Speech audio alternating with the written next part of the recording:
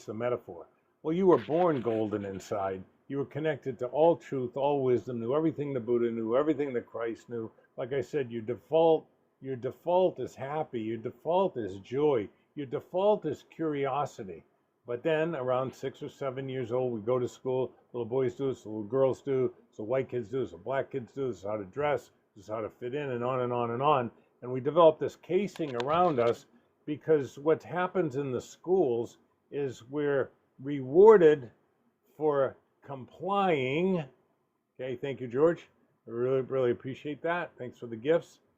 We're rewarded for getting in compliance, or what they call a convergent thinking, and we're punished or chastised for divergent thinking. In other words, when you're an individual, you get punished. And this is such a break. This is such a break. So the metaphor is, and hopefully today's the beginning of you chipping away at the cement. Underneath you is gold. What's the trilogy? Well, every spiritual movement has a trilogy behind it, virtually every one. The original trilogy, which both the Buddha, the Christ, and everybody talked about, was Divinity. It's not about becoming more aware and learning more about algorithms and this and that and everything else.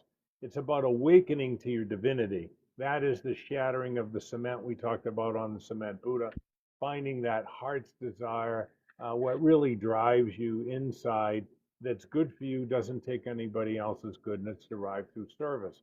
And so you have this beautiful situation where the subconscious mind, once you know that it calls all the shots, there might be some things in your life that you're not pleased with. That was certainly my case when I made this discovery. And at first I got a little bummed out, but then I got excited because it means you're creative. Everything in your life, all the circumstances, you've created them by choices that you made or choices that you didn't make.